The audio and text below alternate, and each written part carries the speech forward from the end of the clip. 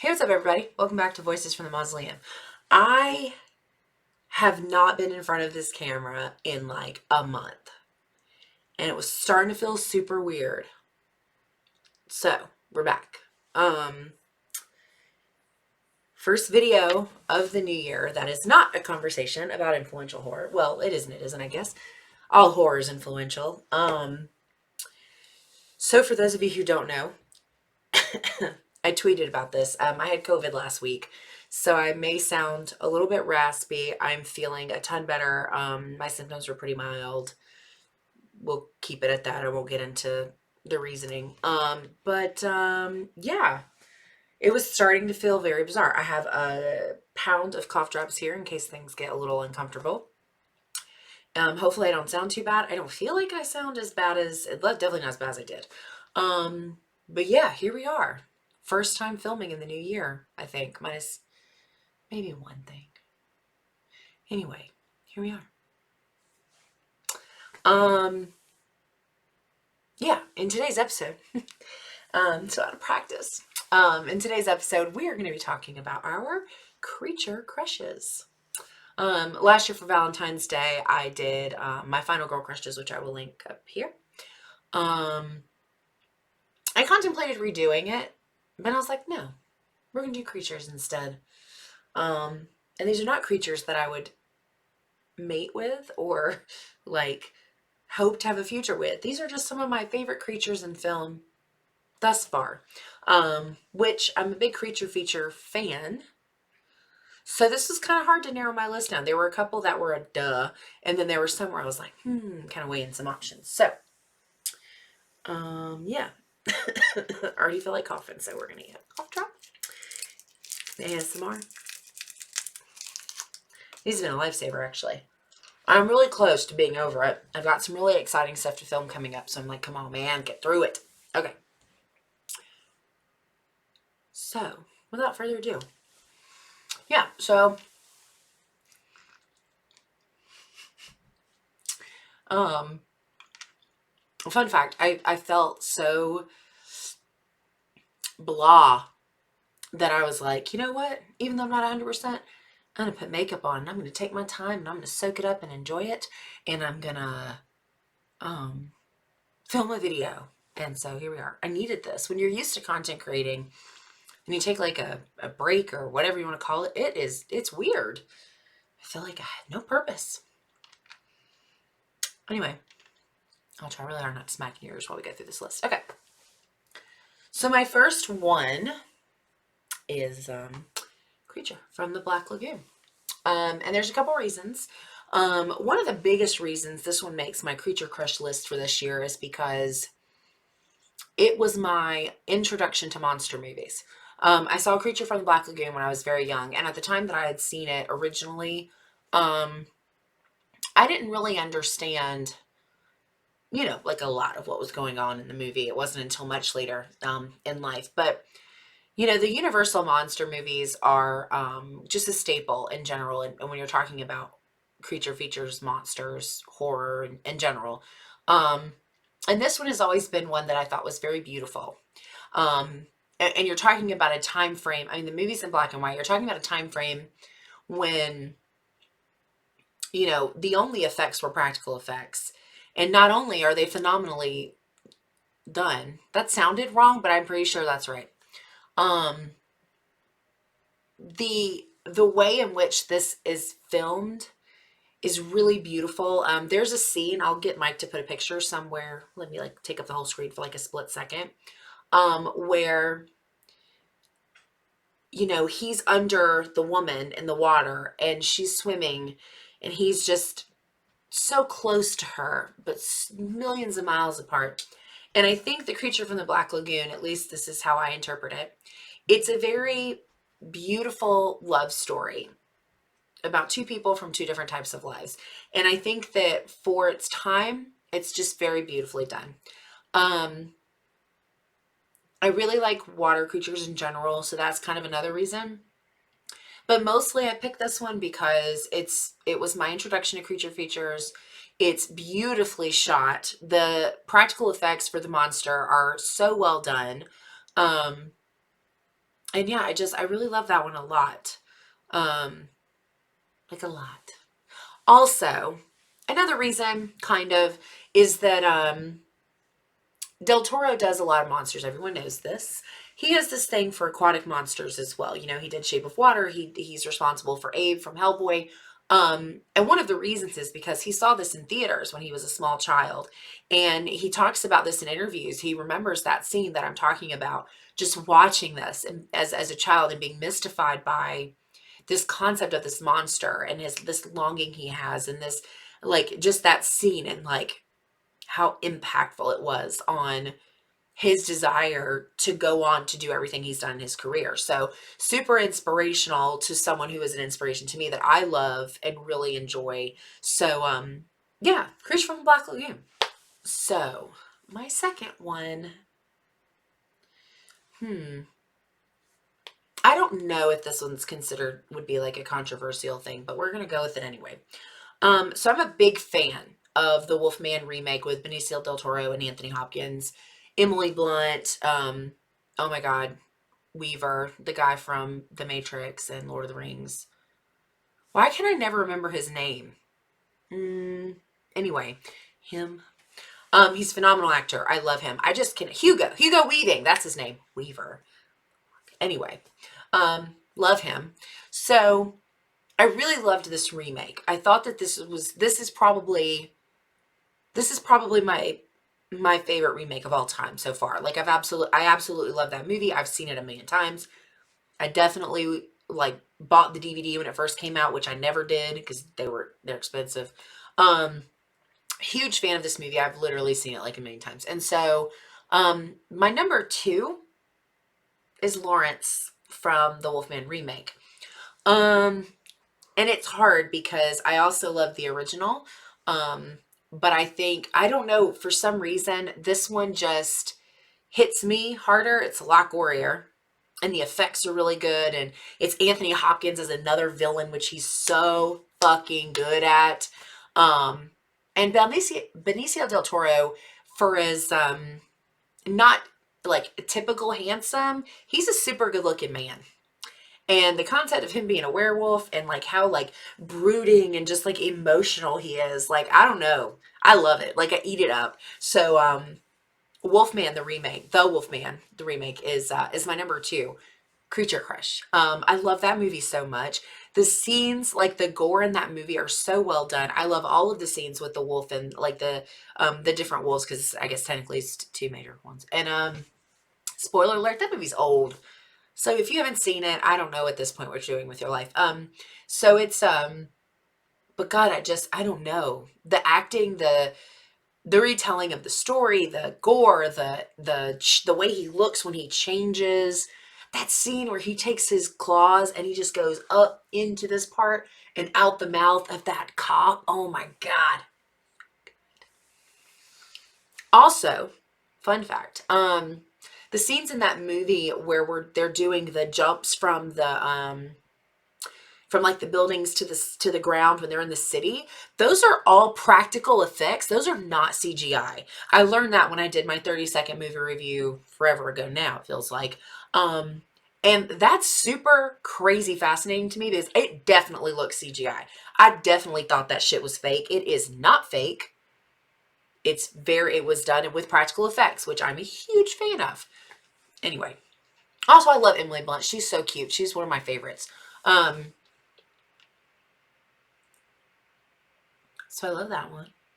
So yeah, Wolfman, the Wolfman remake, is my number 2 creature.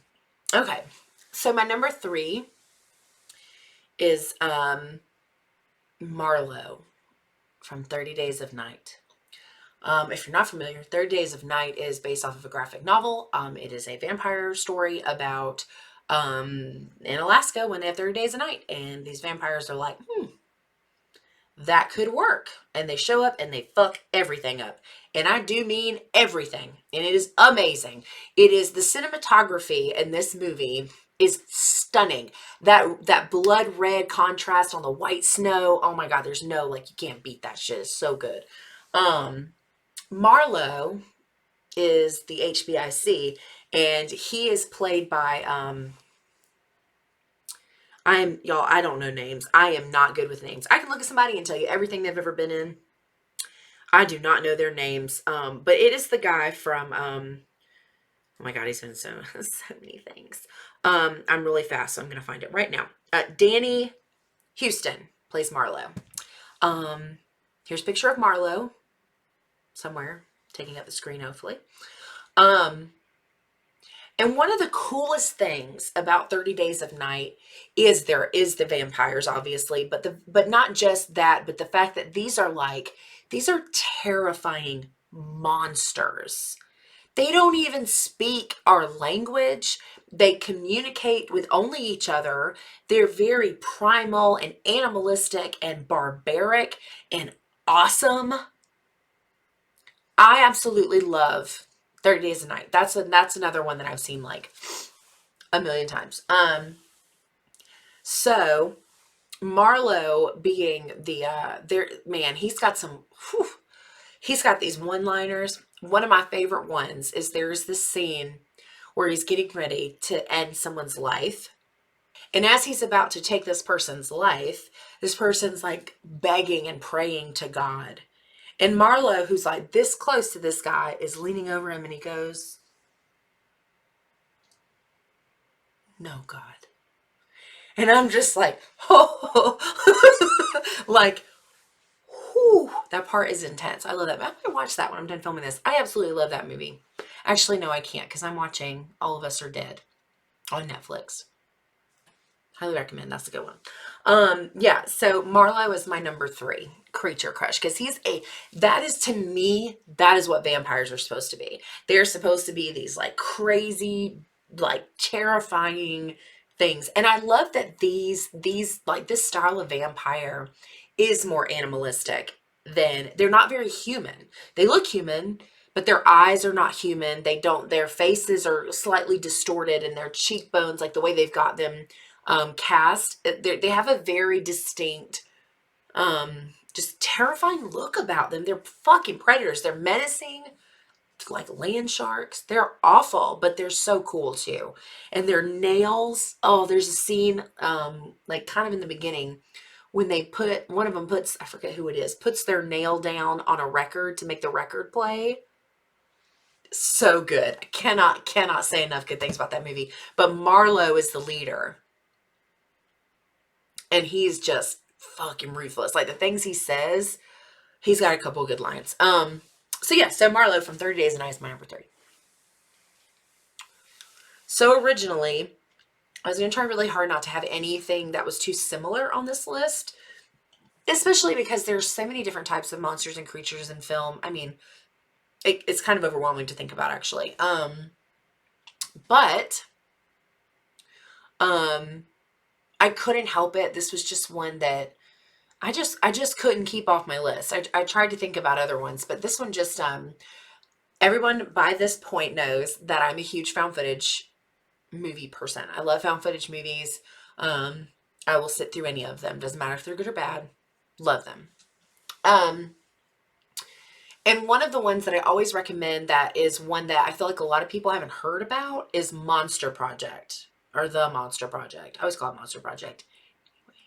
If you're not familiar, it is a movie about these YouTubers who fake ghost and paranormal or supernatural experiences for YouTube views. And so they decide to take it up. Well, the guy that kind of runs the show kind of decides to like, I'm going to really take it up a notch and I'm going to invite any real monsters in the world to contact me and be on our show and let us interview you. He's like, figuring at the very least, it would make a very entertaining show because there are underground vampire cults and there are people who do all these, I mean, you know, it's out there. So anyway, my number 4 is the Skinwalker from Monster Project, which we'll find and post a picture of somewhere right here. Couple reasons. Werewolves and skinwalkers are not the same thing. They don't come from the same lore.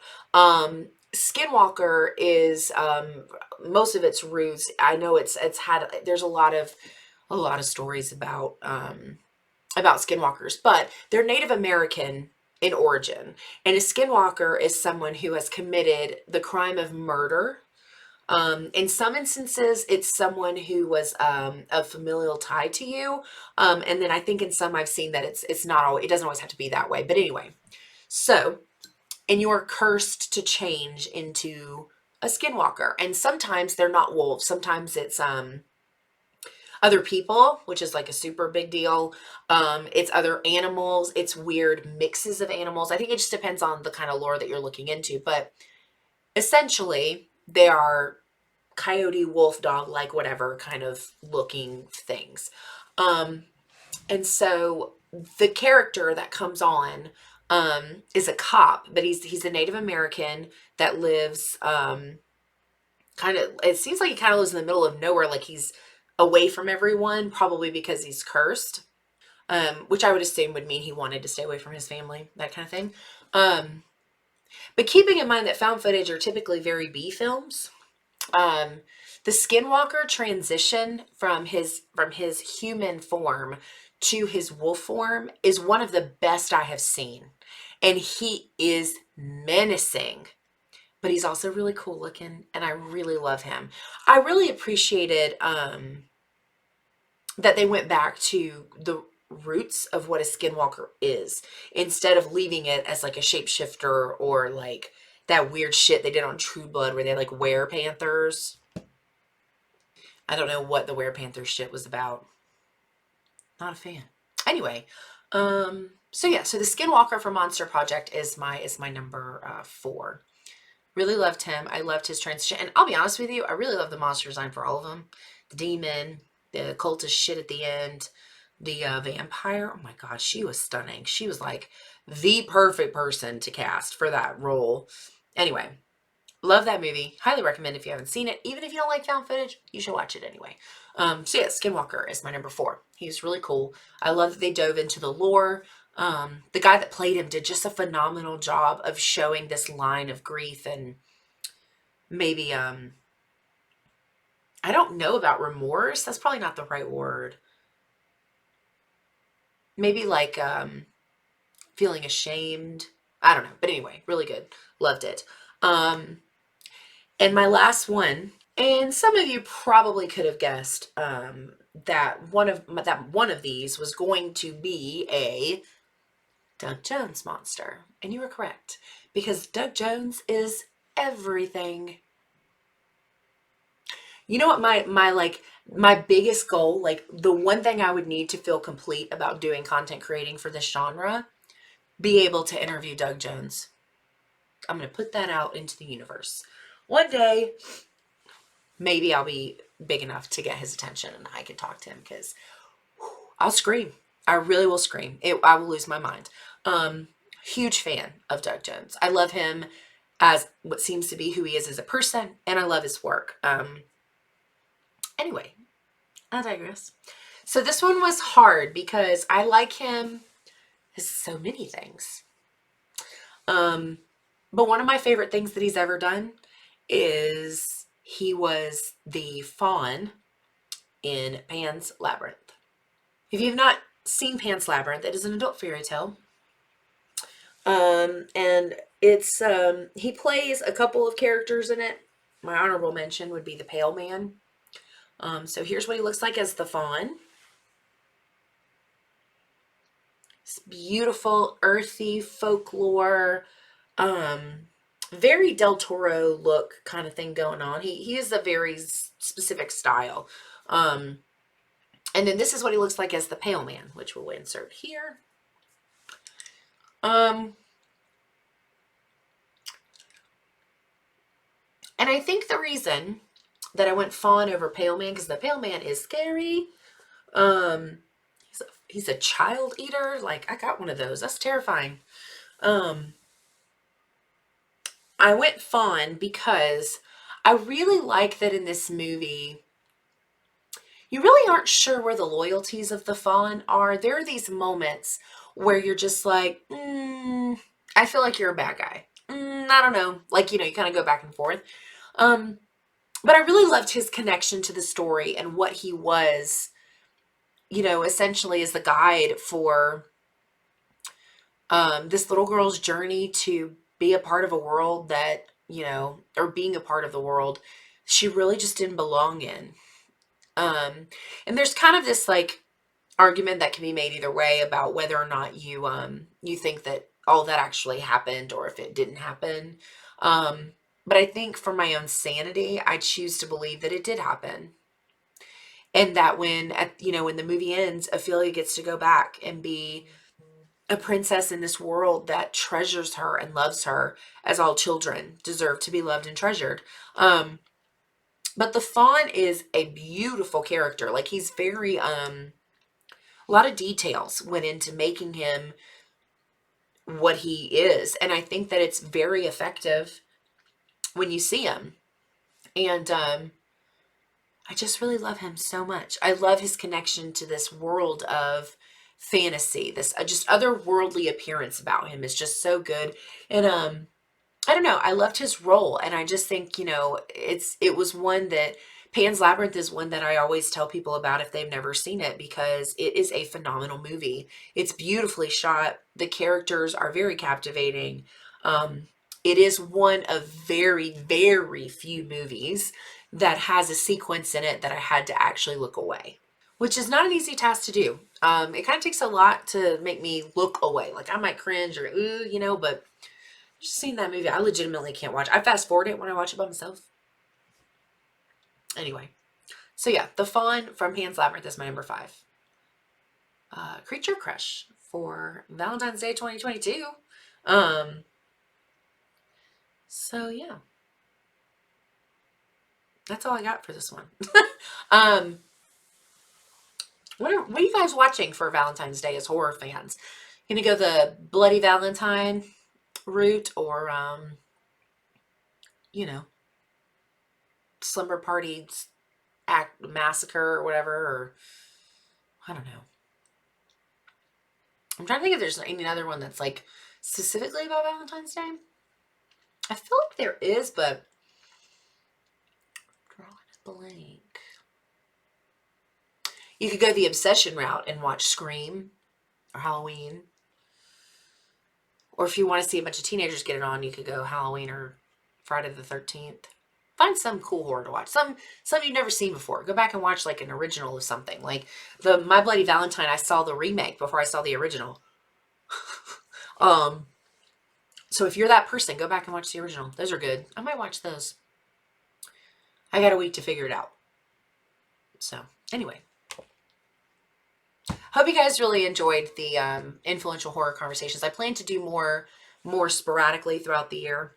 I don't intend to do them that much at one time like that. That'll be that's kind of like a one-time thing, but I really love those conversations. I hope you enjoyed watching them.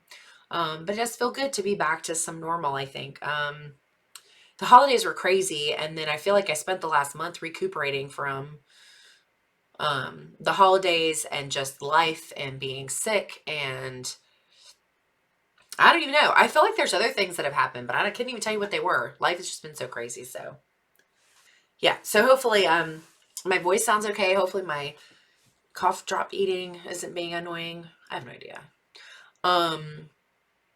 It feels good to be doing this again. I missed it a lot. Like more than I think I realized. I was like itching to do it. Like I was supposed to film something with someone else earlier this week, and he was like, no, we'll just wait. And I was like, I don't want to wait. I tried to find a Dawson's Creek gift to send him, but I couldn't find one. If you know that reference, you're awesome. Anyway, hope you guys enjoy the rest of your week. Have a great weekend. Watch something awful on Valentine's Day. It's like the best time of the year to watch a horror movie. Something crazy and weird and gory. You owe it to yourself. And I'll see you guys in the next one.